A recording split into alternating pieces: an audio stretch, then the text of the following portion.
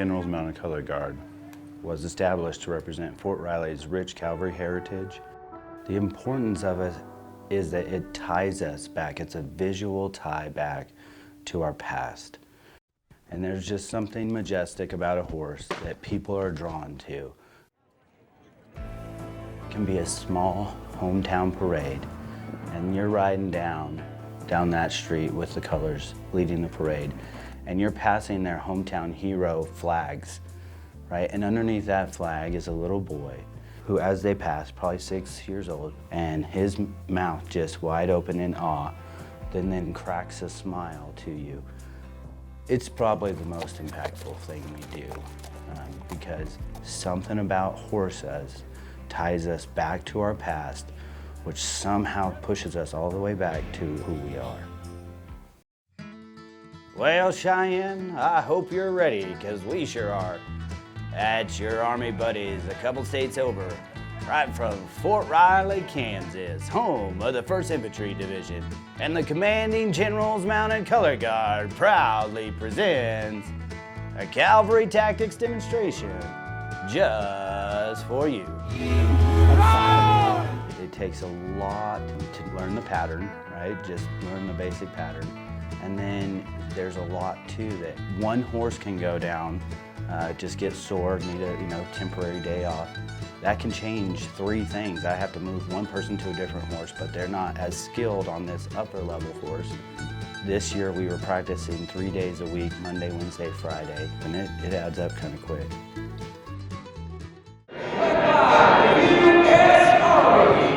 Frontier Days is the largest outdoor rodeo in America. I'll put it like this. It's the 2nd largest, most viewed rodeo on national TV. You have up to 400,000 people come through here this week. It is big. We don't forget how lucky we are to do this. Like, we understand it's a privilege, and we hold it in high regard, but you can't deny that when you get to the Cheyenne rodeo and you see, how big it is, and you weren't even prepared for it. And then you get over here and work with the military committee, and they're overtly kind and, just taking care of you. And then you say, hey, what do you need? And, they're like, wow, we could use some help. And our guys are like, yeah, well, we'd love to help. We're always just happy to be there. We still perform some of those mounted riding and drill and ceremonies, right? And so they're from the book and TM. And so you have some of that movement and stuff, but we know our audience, right? And so instead of being all very direct and formal, ladies and gentlemen, this is no, we want to engage, right? And so our thought process behind it is we want to not let the younger generation forget about where we came from. And so we do it to some fun music, and it's a show that shows off that history is cool, and that's the way seems to be a crowd pleaser. And then something that's a little abnormal within the Army, like, wait, you can ride horses in the Army? And then we tell them, like, well, we have real jobs, real skills. I'm a medic, and I have 22 different MOSs. And I said, you join and you get a good skill set, and then you find a horse detachment unit, and go do a couple years there and see where it goes from there. It's something exciting about the horse detachment, and it appeases the younger crowd, especially the demo, which then appeases the older generation because they're so afraid they're gonna lose so much of history. And then in the same step, it appeases the parents because their kids are entertained and thrilled by something.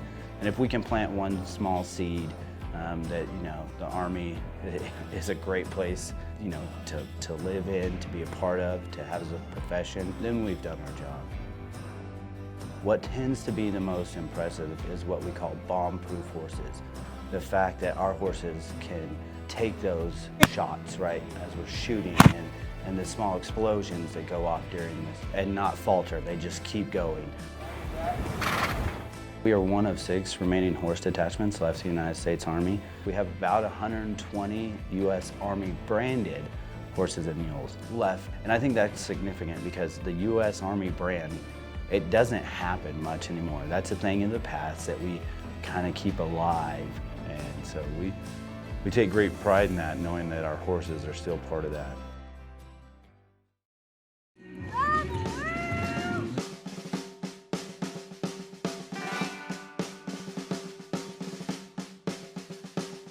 Well, I want to be in the cavalry if they send me off to war.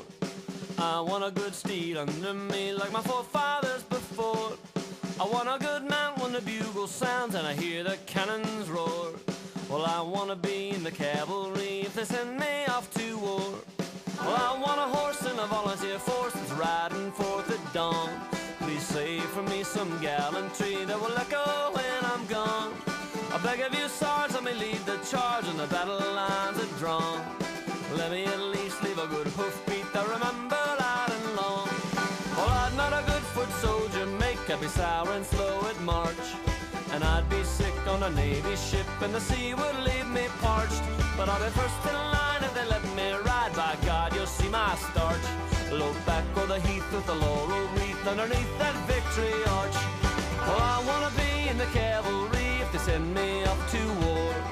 Well, I want a good steed under me like my forefathers before.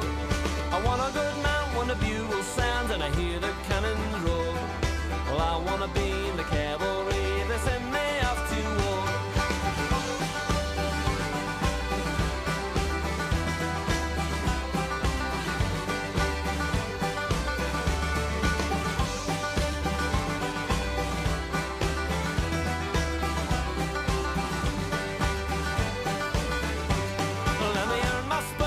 Battle's blue and the day is lost or won. I'll wield my lance as the ponies dance and the blackguards fire their guns. A saber keen and a saddle carbine and an army Remington, where the hot lead screams with the cold steel. I may be a cavalryman. Well, I wanna be in the cavalry if they send me off to war. And I want a good steed under me like my forefathers before. I want a good mount when the bugle sounds and I hear the cannons roar. Well, I wanna be in the cavalry if I must go off to war.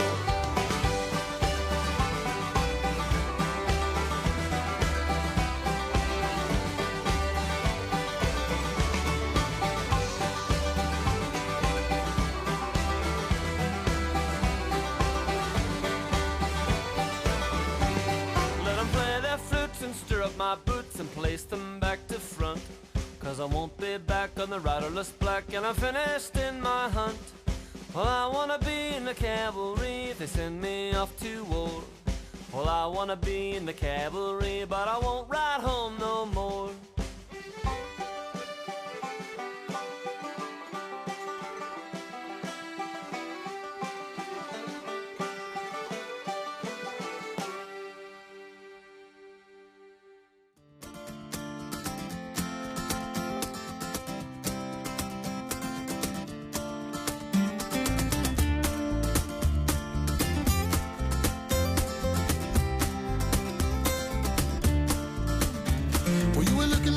Sitting on a stool at a bar on the Upper East Side. I was a country boy from Austin, trying to find a place that I could hide. I said, hey baby, how you doing? I said, hey baby, how you been?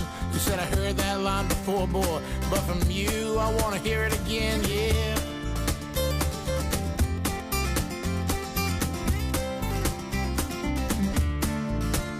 So I took you out to the dance floor, spun you around till you got dizzy. I couldn't tell if it was the dance or the wine that made you smile up at me. I said, I got a room not far from here. You said, I got a car outside. Well, I took your hand, paid our tabs, and we went for a ride.